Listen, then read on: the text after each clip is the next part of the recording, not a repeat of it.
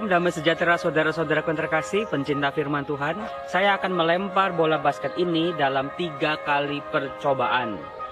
Kalau masuk berarti semua penonton video Bible Learning harus kasih jempol. Oke ya? Percobaan pertama.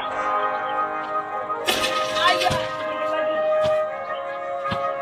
Kesempatan kedua. Kesempatan ketiga. Mudah-mudahan masuk ya, bantu doa.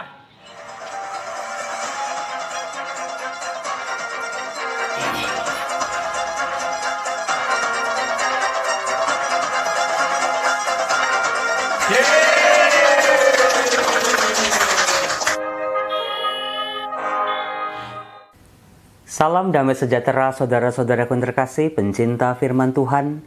Berjumpa kembali dengan Bible Learning with Father Joseph.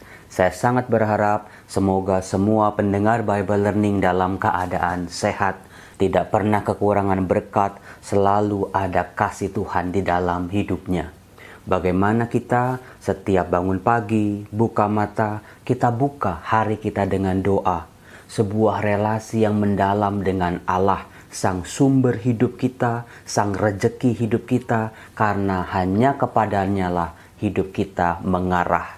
Kemudian dari doa itu kita bisa awali juga dengan membaca firman Tuhan. Firman Tuhan yang kita baca bisa dari bacaan harian misa ataupun dari kitab-kitab yang mau Anda baca secara rutin, secara bergantian. Nah, saudara-saudaraku yang terkasih, di awal video ini izinkan saya untuk menampilkan sebuah alat peraga lagi. Di depan saya ini ada 2 gelas. Isinya kurang lebih sama.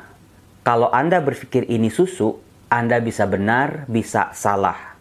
Kalau bukan susu, lantas apa, Romo? Mari kita bongkar.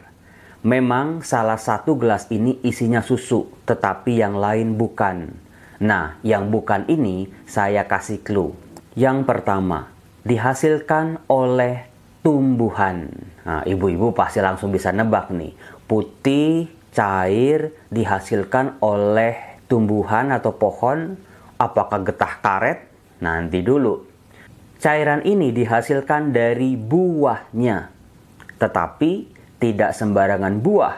Buahnya harus betul-betul tua, kemudian diparut dan diperas sehingga keluarlah cairan di dalamnya. Cairan ini yang bukan susu bisa digunakan paling enak untuk bikin kolak, untuk bikin soto Betawi, atau untuk bikin nasi uduk. Nah, apalagi kalau bukan santan. Nah, saudara-saudara, apakah Anda bisa tebak yang mana susu, yang mana santan? Silakan tebak. Kalau santan pasti tidak berani saya minum langsung. Tetapi kalau susu, saya berani minum langsung. Ini dia. Inilah, yang sebelah kanan ini susu, yang ini santan. Nah, saudara-saudaraku yang terkasih, antara susu dengan santan, meskipun mirip tetapi berbeda. Yang mau saya garis bawahi adalah segelas santan itu dibuat dari buah kelapa. Tetapi Anda pasti tahu, apakah kelapa yang masih muda, kelapa hijau gitu ya, bisa dibikin santan? Pasti tidak. Hasilnya pasti tidak bagus atau tidak banyak dan tidak maksimal. Sebuah santan bisa dihasilkan dari kelapa yang betul-betul tua. Nah, saudara-saudaraku yang terkasih, soal tua dan muda, mari kita berpikir sejenak. Di sebelah saya ini ada barang-barang tua atau barang-barang kuno. Kebanyakan dari barang-barang ini sudah tidak bisa dipakai lagi, entah karena rusak, entah karena tidak bisa maksimal lagi, atau sudah ada yang baru. Alhasil, kebanyakan dari barang-barang ini harus berakhir di tempat sampah atau tempat pembuangan. Apakah pemahaman seperti itu bisa kita terapkan begitu saja untuk manusia? Khususnya untuk para orang-orang tua yang sudah renta, yang sudah tidak bisa lagi beraktivitas banyak, yang sudah tidak lagi memiliki pekerjaan yang tetap, hanya mengandalkan pensiunan, ataupun mengharapkan kebaikan-kebaikan dari anak-anak mereka. Ada begitu banyak orang tua yang merasa dibuang, dimasukkan ke panti jompo, dijadikan beban bagi keluarga dari anak-anaknya. Apakah orang-orang tua seperti ini tidak lagi berarti bagi keluarga mereka? Jawabannya pasti masih berarti. Saudaraku yang terkasih, izinkanlah saya pada video kali ini mengangkat tokoh-tokoh yang sudah berumur tetapi betul-betul menunjukkan kualitas imannya. Betul-betul bisa menjadi contoh buat generasi-generasi muda. Minimal ada 3 tokoh yang mau saya angkat, yaitu tokoh-tokoh yang bisa kita baca dalam kitab Makabe. Tokoh pertama yang bisa saya angkat namanya Eleazar. Ada di kitab kedua Makabe bab 6 ayat 18 sampai 31. Jadi diceritakan begini.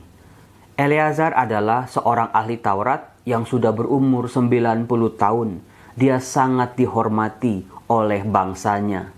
Tetapi pada waktu itu dia dipaksa oleh Raja Antiochus Epiphanes, yaitu penjajah Yunani, yang sedang menjajah daerah Timur Tengah kuno termasuk orang-orang Israel untuk makan makanan yang tidak diizinkan oleh hukum Taurat, untuk meninggalkan adat istiadat nenek moyang mereka, untuk menyembah dewa-dewa asing ataupun menyembah patung-patung raja.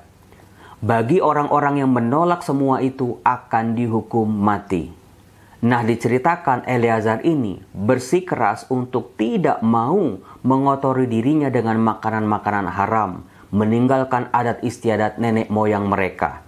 Nah, ketika sudah tua, ketika mulutnya dipaksakan untuk makan makanan haram, dia muntahkan kembali. Nah, pada waktu itu ada pengawal-pengawal raja yang berbelas kasihan kepada Eleazar ini dengan cara tipu-tipu. Jadi, para pengawal-pengawal raja ini merasa kasihan dengan orang tua ini, lalu menyediakan daging-daging yang tidak haram. Mereka menyuruh supaya Eleazar makan daging ini pura-pura di hadapan raja, seolah-olah dia sedang makan makanan haram. Maka dia bisa terbebas dari hukuman mati.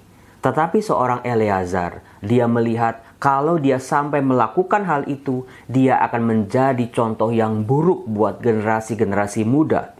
Justru dia sadar, sebagai orang tua, dia harus memberikan teladan yang baik.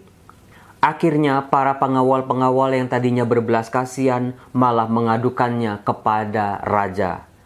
Dari kitab 2 Makabe bab 6 ayat 27, Eleazar berkata, "Dari sebab itu, dengan berpulang secara jantan, aku mau menyatakan diri layak untuk usiaku. Dengan demikian, aku pun meninggalkan teladan luhur bagi kaum muda, untuk dengan sukarela mati demi hukum Taurat yang mulia dan suci itu."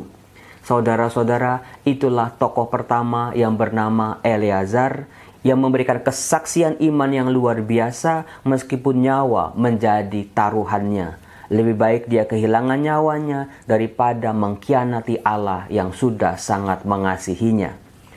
Tokoh yang kedua bisa kita lihat dalam 2 Makabe bab 7, yaitu seorang ibu yang memiliki 7 orang anak, di mana anak-anak mereka dipaksa untuk makan makanan haram dan juga menyembah dewa-dewa bangsa asing dan juga menyembah Raja Antiochus Epiphanes.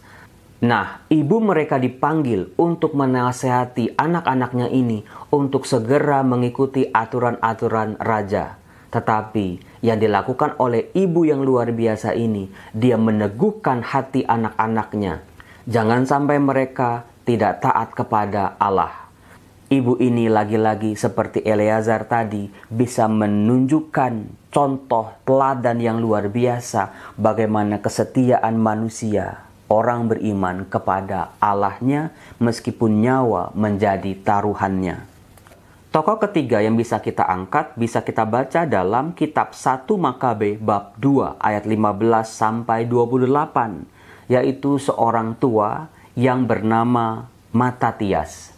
Dalam konteks yang sama, Matatias juga mengalami kengerian yang luar biasa. Dia diancam untuk segera meninggalkan imannya. Dia bersama anak-anaknya dan seluruh orang-orang di Israel. Bahkan dalam kisah Matatias, dia diiming-imingi dengan harta kekayaan.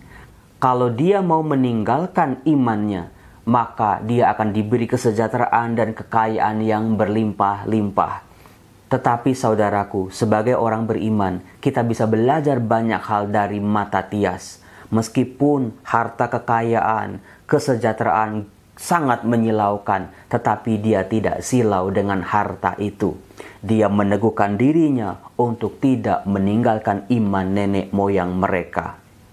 Saudara-saudara, kita bisa melihat ternyata ketiga tokoh tadi adalah orang-orang tua yang sudah lanjut usianya, tetapi bisa memberikan sebuah teladan.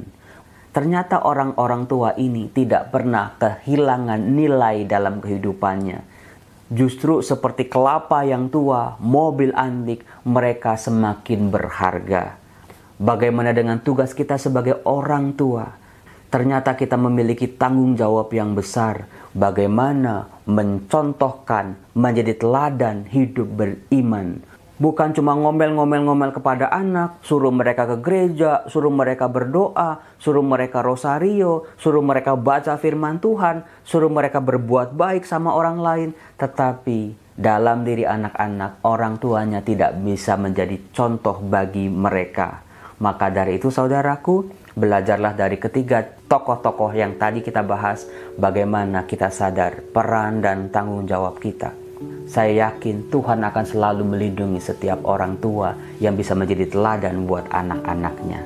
Mari kita berdoa buat semua orang tua kita. Tuhan, berkatilah orang tua kami.